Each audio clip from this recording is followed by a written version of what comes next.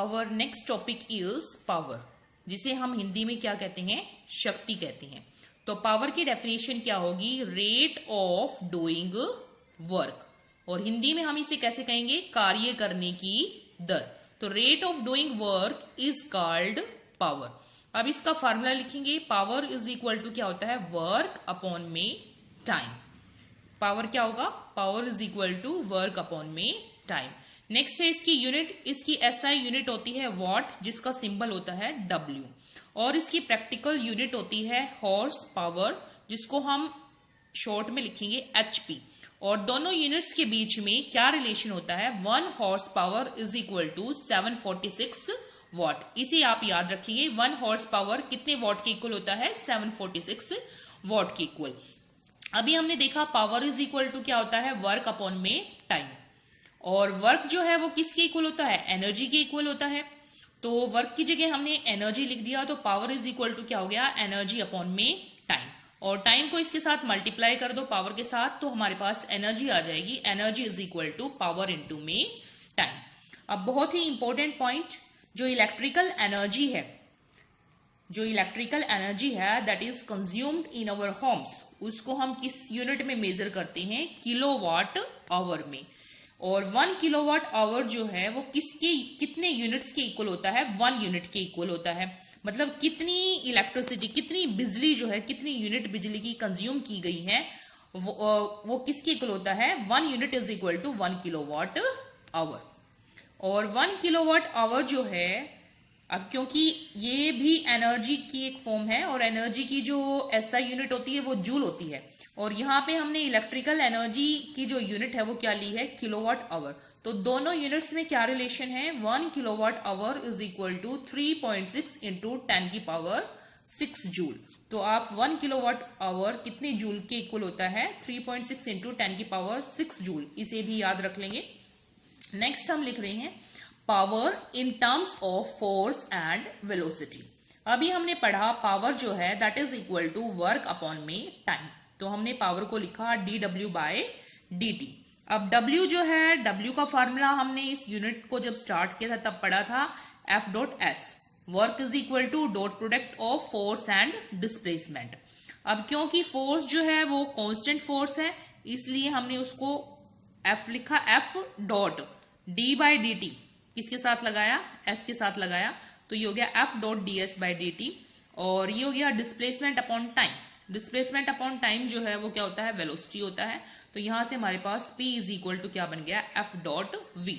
और dot product अगर खोलेंगे तो F डॉट V को क्या लिखेंगे, F V cos थीटा। तो पावर जो है वो किसके टर्म्स में आ गया, फोर्स और वेलोसिटी के टर्म्स में।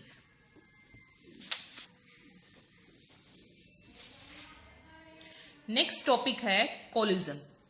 कोलिजन का मतलब क्या है, दो ऑब्जेक्ट्स का आपस में टकराना, जिसकी वजह से क्या होगी, उन दोनों ऑब्जेक्ट्स की वेलोसिटी की जो डायरेक्शन है और जो मैग्नीट्यूड है वो क्या हो जाएंगी, चेंज हो जाएगी। तो कोलिजन क्या है, interaction between two bodies due to which the direction and magnitude of velocities of the objects get changed. जब दो ऑब्जेक्ट्स या दो बॉडीज आपस में टकराएंगी तो टकराने से उनकी वेलोसिटीज क्या हो जाएंगी, चेंज हो जाएंगी। तो इस प्रोसेस को हम क्या कहते हैं, कोलिजन कहते हैं। अब हम देख रहे हैं कोलिजन की टाइप्स।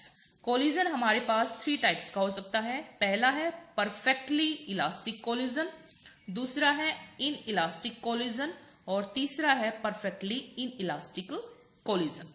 तो सबसे पहले समझते हैं परफेक्टली इलास्टिक कोलिजन क्या होता है।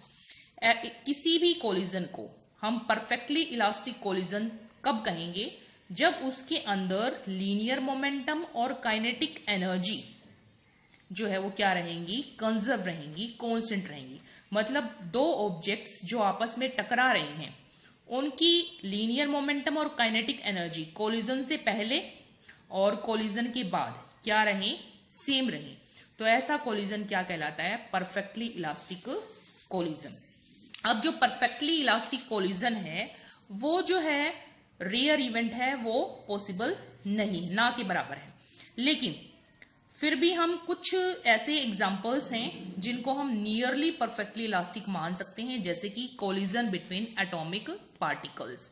एटम के जो पार्टिकल्स हैं या एटम्स के बीच का जो कोलिजन है उसको हम नियरली, पूरी तरह से नहीं है वो, लगभग मान सकते हैं वो क्या है, परफेक्टली इलास्टिक कोलिजन है।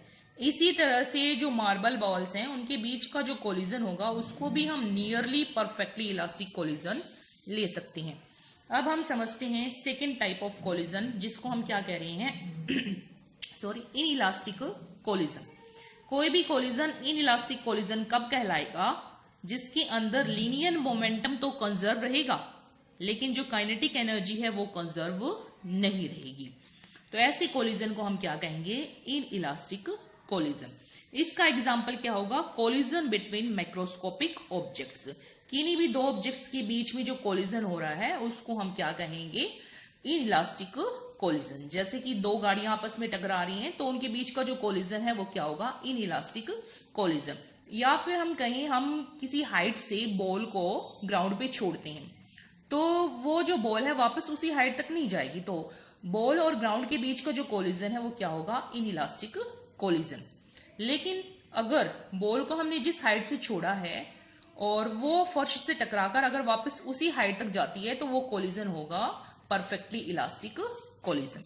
थर्ड टाइप है कोलिजन की, परफेक्टली इन इलास्टिक कोलिजन।